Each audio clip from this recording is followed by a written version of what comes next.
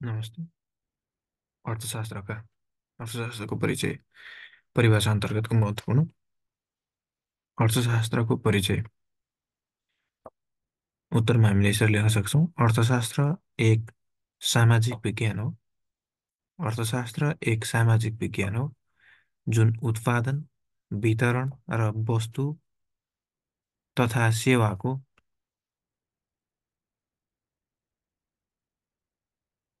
तथा सेवाहरूको व्यय वा उपभोगसँग सम्बन्धित छ। अर्थशास्त्र एक सामाजिक विज्ञान हो जुन उत्पादन, वितरण र वस्तु तथा सेवाहरूको व्यय वा उपयोगसँग सम्बन्धित छ। यसले व्यक्ति, व्यापार, सरकार र देशहरूले कसरी आफ्नो आवश्यकताहरूलाई पूरा गर्न सीमित स्रोतहरू छनौट गर्छन् र ती वर्गहरूले कसरी अधिकतम मुनाफा हासिल गर्छन् भन्ने कुराको अध्ययन गर्छ।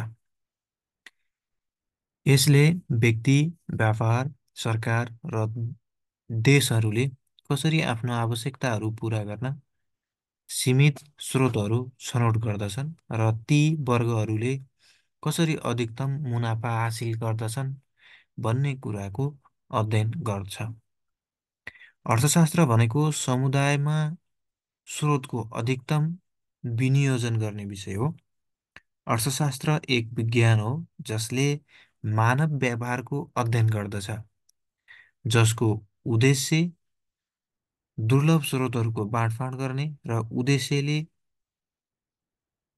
उद्देश्यले उपभोक्ताले आफ्नो सन्तुष्टि अधिकतम बनाउन सकोस्, यो अभावको उपस्थितिमा छनौट गर्ने विषय हो।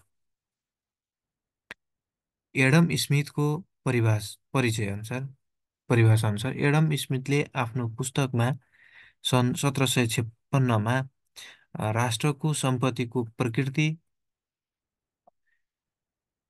प्रकृति र कारणको अनुसन्धान विषयक पुस्तकमा अर्थशास्त्रलाई राष्ट्रको सम्पत्तिको प्रकृति र कारणहरूको अध्ययन गर्ने विज्ञान भनेर परिभाषित गरेका छन्। एडम स्मिथले आफ्नो पुस्तकमा अर्थशास्त्रलाई राष्ट्रको सम्पत्तिको प्रकृति र कारणहरूको अध्ययन गर्ने विज्ञान भनेर परिभाषित गरेका छन्। उनका अनुसार अर्थशास्त्रले उपभोक्ता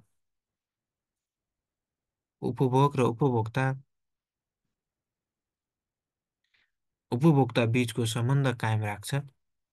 सम्पत्तिको उत्पादन यो पैसा कमाउने ज्ञानसँग सम्बन्धित छ।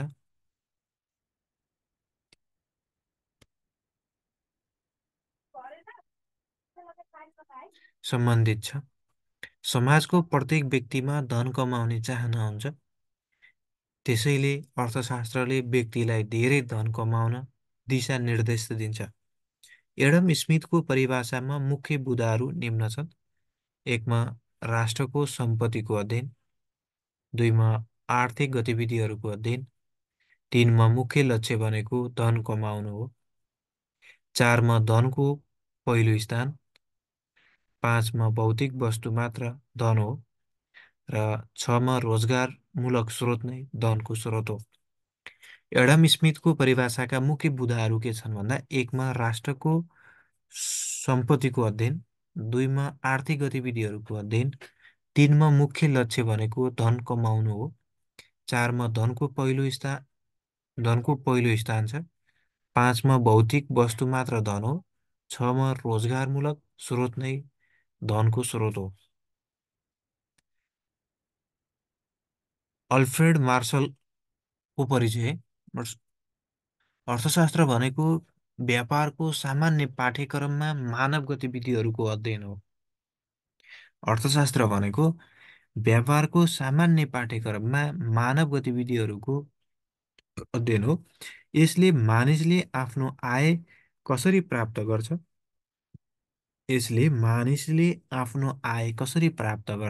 र कसरी उपयोग गर्छ भन्ने अध्ययन गर्छ। मार्शलले आफ्नो पुस्तक अर्थशास्त्रको सिद्धान्तमा जीवनको सामान्य व्यवसायको सम्बन्धमा अर्थशास्त्रलाई मानिसको अध्ययनको रूपमा परिभाषित गर्दछन्। मार्शलले आफ्नो पुस्तक अर्थशास्त्रको सिद्धान्तमा जीवनको सामान्य व्यवसायको सम्बन्धमा अर्थशास्त्रलाई मानिसको अध्ययनको रूपमा परिभाषित गर्छन्। यसले भौतिक स्रोतको प्राप्ति, कल्याण र त्यसको उपयोगसँग सम्बन्धित व्यक्तिगत र सामाजिक गतिविधिहरूको त्यो अंश अध्ययन गर्दछ। यस परिभाषाका विशेषताहरू यसका मार्शलको परिभाषाका विशेषताहरू: मानव पक्षमा ठुलो जोड। एकमा छ मानव पक्षमा ठुलो जोड, दुईमा भौतिक कल्याण, तीनमा सामाजिक सामान्य व्यापार गतिविधिहरूको अध्ययन, तीनमा सामाजिक र सामान्य व्यापार गतिविधिहरूको अध्ययन, चारमा जीवनको सामान्य व्यापार गतिविधिहरूको अध्ययन, जीवनको सामान्य व्यापार गतिविधिको अध्ययन, पाँचमा व्यावहारिक दृष्टिकोण र छमा सरल र स्पष्ट परिभाषा। मार्शलका परिभाषाका विशेषताहरू: एकमा मानव पक्षमा ठुलो जोड, दुई भौतिक कल्याण, तीन सामाजिक सामान्य व्यापार गतिविधिहरूको अध्ययन, चारमा जीवनको सामान्य व्यापार गतिविधिहरूको अध्ययन, पाँचमा व्यावहारिक दृष्टिकोण, छमा सरल र स्पष्ट परिभाषा। प्रोप्राइटर लियोनेल रोबिन्सको परिभाषा। यसको परिचय कस्तो छ भने प्रोप्राइटर लियोनेल न्युलेन रबिन्सले आफ्नो पुस्तक an essay on the nature and significance of social साइन्समा अर्थशास्त्रलाई विज्ञानको रूपमा परिभाषित गर्दछन् जसले मानव व्यवहारलाई अन्त्य र विकल्पको प्रयोगका रूपमा प्रयोगहरू भएका दुर्लभ साधनहरूको बीचमा सम्बन्धको रूपमा अध्ययन गर्दछ। रबिन्सका परिभाषाका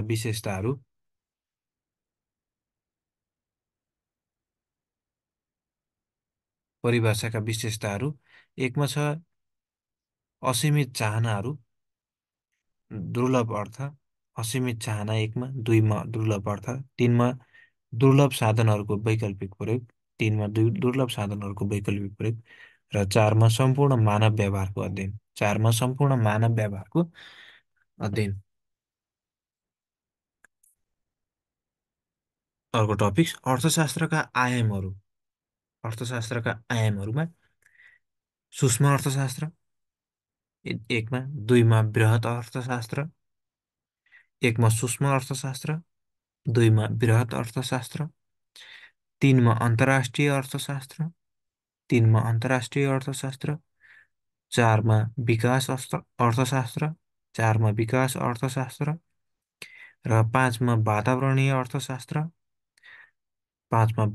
अर्थशास्त्र र छमा व्यावहारिक अर्थशास्त्र। अर्थशास्त्रका आयामहरूमा सूक्ष्म अर्थशास्त्र, बृहत अर्थशास्त्र, अन्तर्राष्ट्रिय अर्थशास्त्र, विकास अर्थशास्त्र, वातावरणीय अर्थशास्त्र र व्यावहारिक अर्थशास्त्र। अर्थशास्त्रको एउटा 6वटा होइन आयामहरू। अर्थशास्त्रका सैद्धान्तिक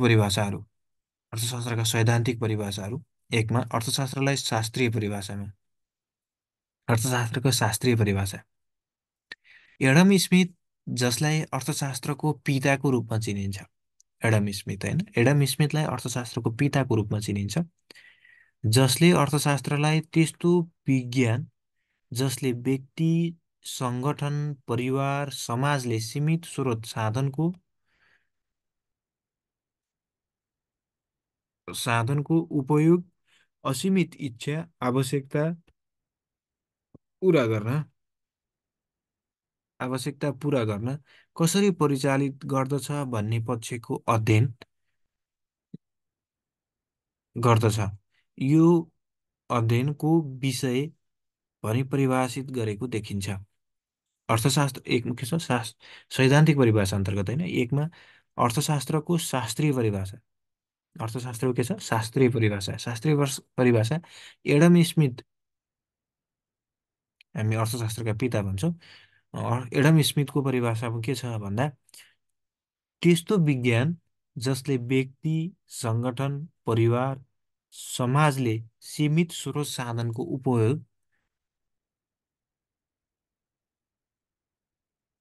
उपयोग गरी असीमित इच्छा आवश्यकता पूरा गर्न कसरी परिचालित गर्छ भन्ने पक्षको अध्ययन गर्छ, होइन। दुईमा छ अर्थशास्त्रको नवशास्त्रीय परिभाषा। दुईमा के छ अर्थशास्त्रको नवशास्त्रीय परिभाषा। यस अवधारणाले अर्थशास्त्रलाई त्यस्तो अध्ययन हो जसले व्यक्ति वा सङ्गठनको सीमित बजेट, स्रोत साधनको सीमिततामा रहेर कसरी नाफाको वृद्धि, माग र आपूर्तिको सन्तुलनबाट कसरी बढी स्रोत र साधनको गतिशीलता आदर्शतम उपयोग गर्ने भन्ने पक्षमा जोड दिएको हुन्छ।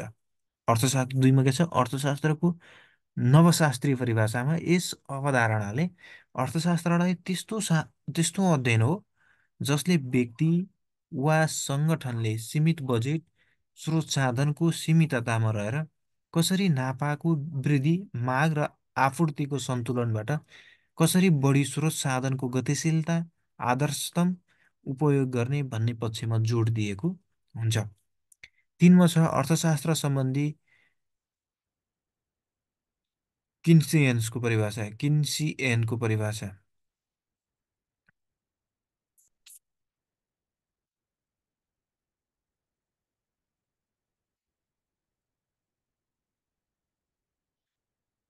किन्सियन्सले अर्थशास्त्रलाई परिभाषित गर्दा अर्थशास्त्रको परिभाषा कुल मागमा निर्भर रहने, जहाँ उनले दिएको अवधारणा अनुसार अर्थशास्त्र समग्र मागको व्यवस्थाबाट अर्थतन्त्रलाई कसरी पूर्ण रोजगार, स्थिर मूल्यतर्फ उन्मुख गराउने अवधारणाको साथै आर्थिक मन्दीको समयमा सरकारको आर्थिक सन्तुलनमा महत्त्वपूर्ण भूमिका रहने पक्षलाई जोड दिएको हुन्छ। चारमा अर्थशास्त्रको भौतिक कल्याण सम्बन्धी परिभाषा।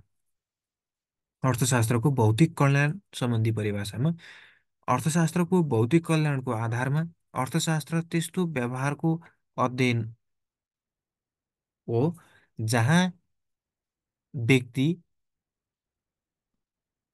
हो जहाँ व्यक्ति, परिवार, समाज, सङ्गठनले कसरी वस्तु तथा सेवाको छनौट गर्दछन्, जसबाट वस्तु तथा सेवाको उपभोगको मूल्य, उपयोगिताबाट प्राप्त सन्तुष्टि खुसीसँग सन्तुष्टि र खुसीसँग मूल्याङ्कन गरिन्छ। यस सिद्धान्त अनुसार मानिसले कसरी आम्दानी र खर्च गर्दछ भन्ने विश्लेषणात्मक अध्ययनको रूपमा समेत लिन सकिन्छ। चारमा के छ अर्थशास्त्रको भौतिक कल्याण सम्बन्धी परिभाषा। अर्थशास्त्रको भौतिक कल्याणको आधारमा अर्थशास्त्र त्यस्तो व्यवहारको अध्ययन हो जहाँ व्यक्ति, परिवार, समाज र सङ्गठनले कसरी वस्तु तथा सेवाको छनौट गर्दछन्, जसबाट वस्तु तथा सेवाको उपयोगिताको मूल्य, उपयोगिताबाट प्राप्त सन्तुष्टि र खुसीसँग मूल्याङ्कन गरिन्छ। यस सिद्धान्त अनुसार मानिसले कसरी आम्दानी र खर्च गर्दछ भन्ने विश्लेषणात्मक अध्ययनको रूपमा समेत लिन सकिन्छ। अर्थशास्त्रका कतिवटा सैद्धान्तिक परिभाषाहरू चारवटा।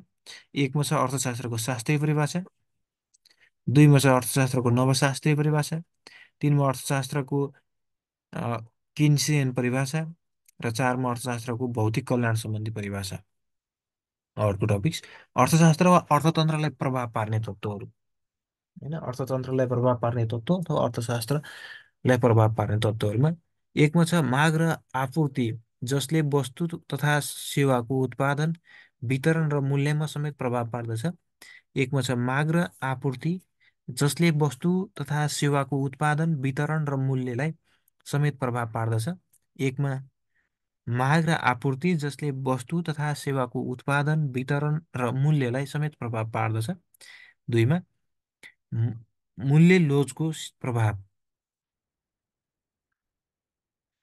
मूल्य लोचकको प्रभाव, होइन, मूल्य लोचको प्रभाव।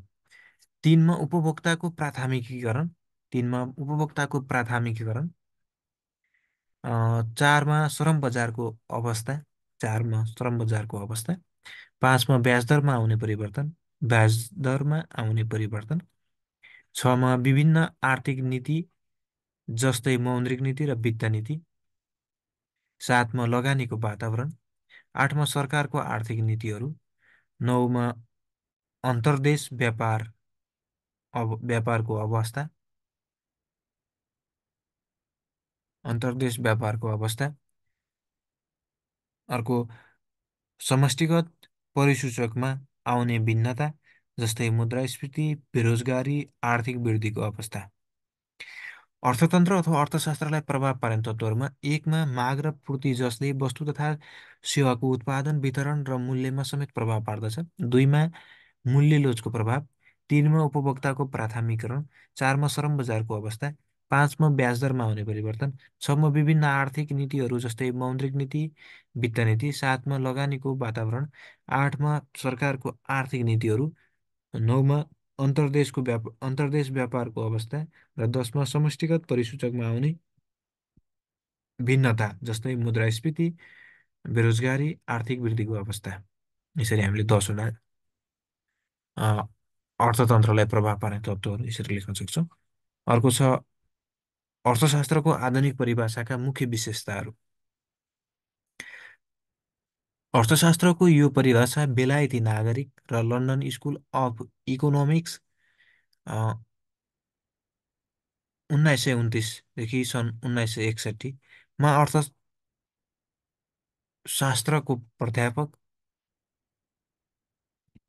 अर्थशास्त्रको प्राध्यापक लियोनेल रबिन्स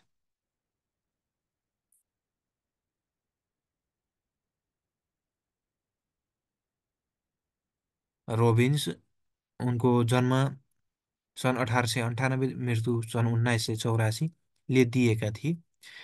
रोबिन्सका अनुसार अर्थशास्त्र स्रोतको अभावबाट उत्पन्न हुने समस्यासँग सम्बन्धित रहेको विषय हो।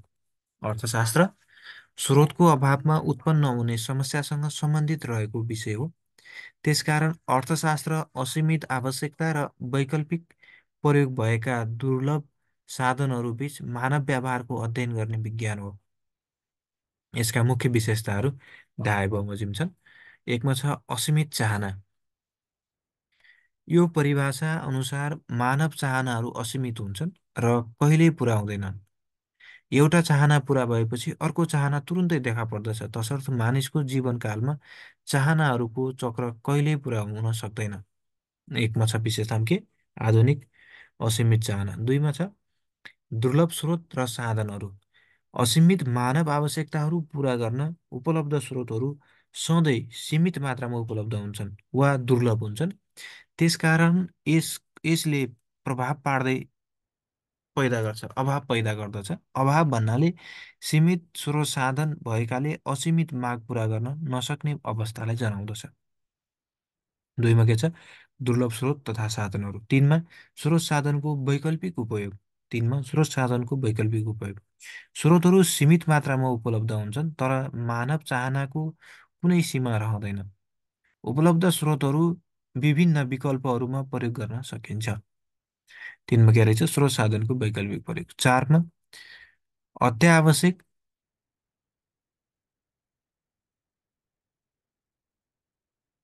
अत्यावश्यकतामा अत्यावश्यकतामा माग फरक हुन्छ। मानिसका चाहनाहरू समयअनुसार महत्त्वपूर्ण हुन्छन्। यसको मतलब कतिपय चाहनाहरू अरूभन्दा धेरै जरुरी हुन्छन्। मानिसका चाहनाहरू समयअनुसार महत्त्वपूर्ण हुन्छन्। यसको मतलब कतिपय चाहनाहरू अरूभन्दा धेरै जरुरी हुन्छन्। अर्को छ छनौटको विज्ञान। जब मानव जीवनमा असीमित चाहना, दुर्लभ साधन र वैकल्पिक उपभोगहरू एकसाथ राखिन्छन् तब छनौटको समस्या उत्पन्न हुन्छ। त्यसैले रबिन्सका अनुसार छनौटको समस्या भनेको आर्थिक समस्या हो। जसले अर्थशास्त्रको विषयवस्तु पैदा गरेको छ। त्यसैले यो भन्न सकिन्छ कि अर्थशास्त्र विज्ञान हो जसले हामीलाई छनौटका समस्याहरू समाधान गर्न मद्दत गर्छ। अ, अर्थशास्त्रको आधुनिक परिभाषाका मुख्य विशेषताहरू एउटा रहेछ असीमित चाहना, दुईमा दुर्लभ स्रोत र साधनहरू, तिनमा स्रोत साधनको वैकल्पिक उपयोग, चारमा अत्यावश्यक माग फरक हुन्छ र पाँचमा छनौटको विज्ञान। होइन, यसरी हामीले पाँचवटा विशेषताहरू लेख्न सक्छौँ। अर्को छ रबिन्सको परिभाषाको आलोचना। होइन, रबिन्सको परिभाषाको आलोचना। अर्थशास्त्र सम्बन्धी रोबिन्सको परिभाषालाई उत्कृष्ट परिभाषा मानिन्छ, तर पनि यो परिभाषालाई अ,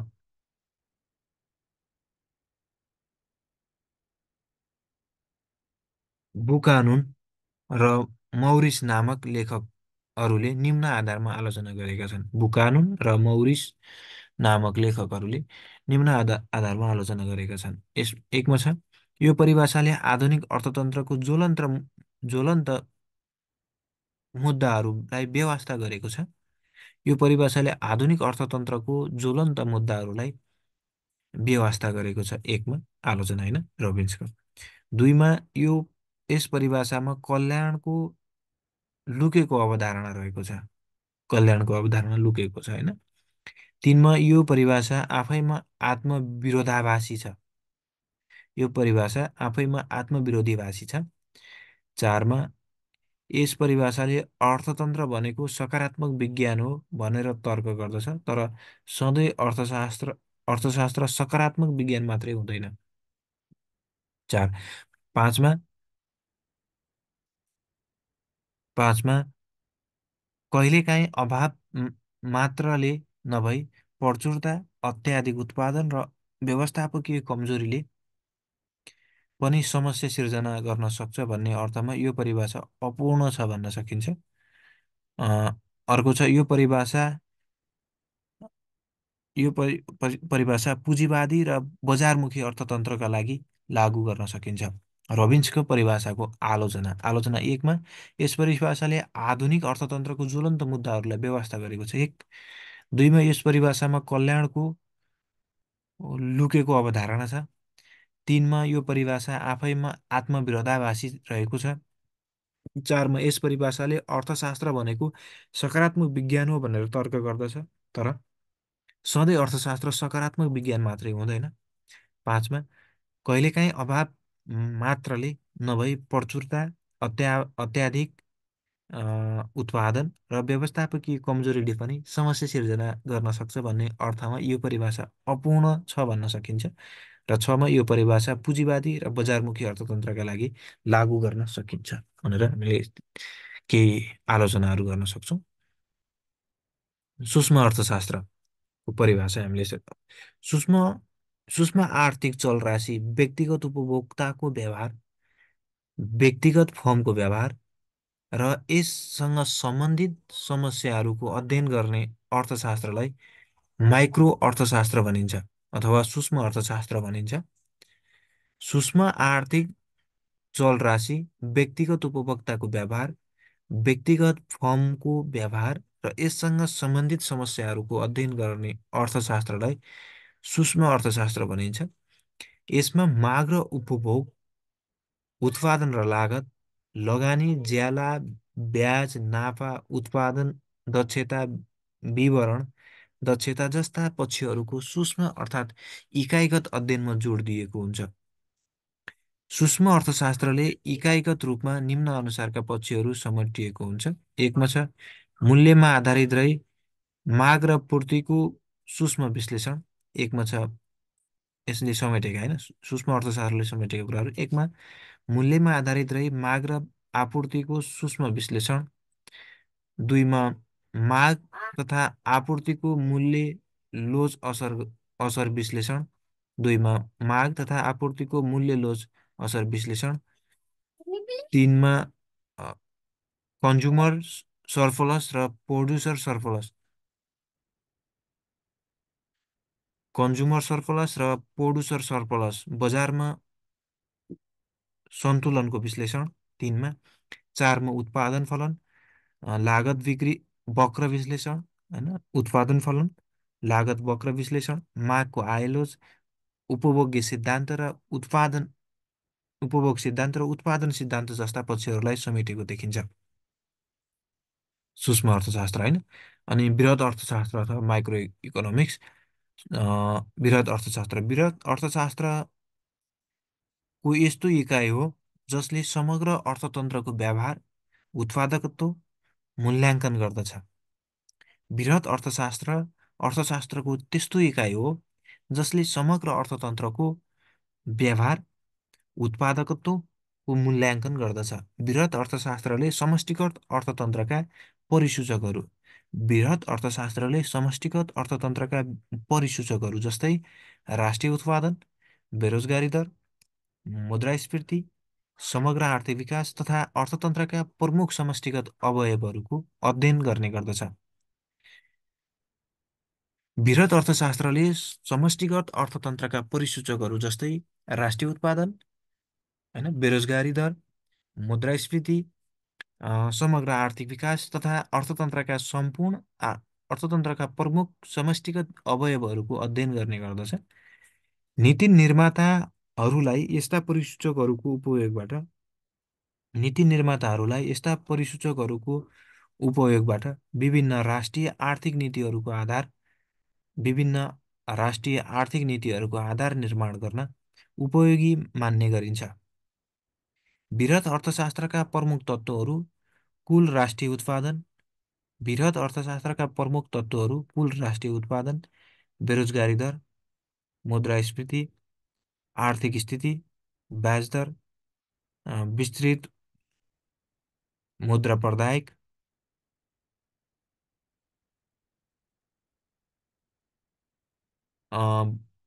पुँजी बजार, मुद्रा बजार, श्रम बजार, वित्तीय बजार, विकास अर्थतन्त्र, वातावरणीय अर्थतन्त्र, व्यवहारवादी अर्थतन्त्र, मानव पुँजी, विश्वव्यापीकरण, समष्टिगत माग, शोधनान्तर स्थिति, विनिमय दर, राष्ट्रिय कर नीति, सरकारको खर्च तथा समग्रमा अर्थतन्त्रका प्रमुख आयामहरू वास्तविक क्षेत्र, बाह्य क्षेत्र, सरकारी वित्त, मुद्रा तथा पुँजी बजार जस्ता क्षेत्रहरूलाई विश्लेषण गर्न सकिन्छ। के भन्यो बृहत अर्थशास्त्रमा? बृहत अर्थशास्त्रको त्यस्तो इकाइ हो जसले समग्र अर्थतन्त्रको व्यवहार, उत्पादकत्व मूल्याङ्कन गर्दछ। बृहत अर्थशास्त्रले समष्टिगत अर्थशास्त्रका परिसूचकहरू जस्तै राष्ट्रिय उत्पादन, बेरोजगारी दर, मुद्रास्फीति, समग्र आर्थिक विकास तथा अर्थतन्त्रका प्रमुख समष्टिगत अवयवहरूको अध्ययन गर्ने गर्दछ। नीति निर्माताहरूलाई यस्ता परिसूचकहरूको उपयोगबाट विभिन्न राष्ट्रिय आर्थिक नीतिहरूको आधार निर्माण गर्न उपयोगी मान्ने गरिन्छ। बृहत अर्थशास्त्रका प्रमुख तत्त्वहरू कुल राष्ट्रिय उत्पादन, बेरोजगारी दर, मुद्रास्फीति, आर्थिक स्थिति, ब्याज दर, विस्तृत मुद्रा प्रदायक, पुँजी बजार, मुद्रा बजार, श्रम बजार, वित्तीय बजार, विकास अर्थतन्त्र, वातावरणीय अर्थतन्त्र, व्यवहारवादी अर्थतन्त्र, मानव पुँजी, विश्वव्यापीकरण, समष्टिगत माग, शोधनान्तर स्थिति, विनिमय दर, राष्ट्रिय कर नीति, सरकारको खर्च तथा समग्रमा अर्थतन्त्रका प्रमुख आयामहरू वास्तविक क्षेत्र, बाह्य क्षेत्र र सरकारी वित्त, मुद्रा तथा पुँजी बजार जस्ता क्षेत्रहरूलाई विश्लेषण गर्न सकिन्छ। अतः बृहत बृहत अर्थशास्त्र सैद्धान्तिक रूपमा समग्र अर्थशास्त्रको व्यवहार सिद्धान्तलाई आधार मानी नीति निर्माताले आर्थिक वृद्धि, बेरोजगारी, मुद्रास्फीति, समग्र बृहत अर्थशास्त्र परिसूचकलाई आधार मानी सैद्धान्तिक मार्गदर्शन दिएको हुन्छ। बृहत अर्थशास्त्रका आयामहरू एकमा छ राष्ट्रिय उत्- राष्ट्रिय उत्पादकत्व वृद्धि तथा आम्दानी। बृहत अर्थशास्त्रका आयामहरूमा राष्ट्रिय उत्पादकत्व वृद्धि तथा आम्दानी, दुईमा छ रोजगारी र बेरोजगारी, तिनमा मुद्रास्फीति 4मा ब्याज दर, मौद्रिक नीति, मौद्रिक नीति र मौद्रिक नीति र मुद्रा प्रदाय। 5मा सरकारी वित्त, 6मा बाह्य क्षेत्र, 7मा समष्टिगत माग र आपूर्ति, 8मा विविध के रहेछन्। वृहत अर्थशास्त्रका आयामहरूमा 1मा राष्ट्रिय उत्पादकत्व वृद्धि तथा आम्दानी, 2मा रोजगारी तथा र बेरोजगारी, 3मा मुद्रास्फीति, 4मा ब्याज दर र मौद्रिक नीति तथा मुद्रा प्रदायक, 5मा सरकारी वित्त, 6मा बाह्य क्षेत्र, 7मा समष्टिगत माग तथा आपूर्ति, 8मा विविध। समस्त ओ समष्टि माइक्रो अथवा सूक्ष्म सूक्ष्म सूक्ष्म र वृहत अर्थशास्त्र बीच भिन्नता। समष्टि अर्थशास्त्र र वृहत अर्थशास्त्र बीच भिन्नता होइन, म्याक्रो र माइक्रो इकोनोमिक्स बीच भिन्नता के छ भन्दा, म्याक्रो इकोनोमिक्स ग्रिक शब्द म्याक्रोसबाट म्याक्रो माइक्रो माइक्रो शब्दको उत्पत्ति भएको हो, जसको शाब्दिक अर्थ सानो हुन्छ। माइक्रो सानो होइन, सानो हुन्छ। माइक्रो शब्दको अर्थ सानो हुन्छ। वृहत अर्थशास्त्रमा ग्रिक शब्द म्याक्रोस, एमएकेआरओएस, म्याक्रोसबाट माक्रो शब्दको उत्पत्ति भएको हो, जसको शाब्दिक अर्थ ठुलो हुन्छ। 2मा माइक्रो इकोनोमिक्स सूक्ष्म अर्थशास्त्र निर्दिष्ट तथा व्यक्तिगत इकाइहरूको अध्ययन र विश्लेषण गर्ने गर्दछ। सूक्ष्म अर्थशास्त्रले निर्दिष्ट तथा व्यक्तिगत इकाइहरूको अध्ययन र विश्लेषण गर्दछ भने वृहत अर्थशास्त्रले समष्टिगत तथा सामूहिक आर्थिक चरहरूबारे अध्ययन र विश्लेषण गर्दछ। सूक्ष्म अर्थशास्त्रले 3मा छ। सूक्ष्म अर्थशास्त्रले मूल्य संयन्त्रसँग सम्बन्धित रहेकोले यसले वस्तुको मूल्य र साधनको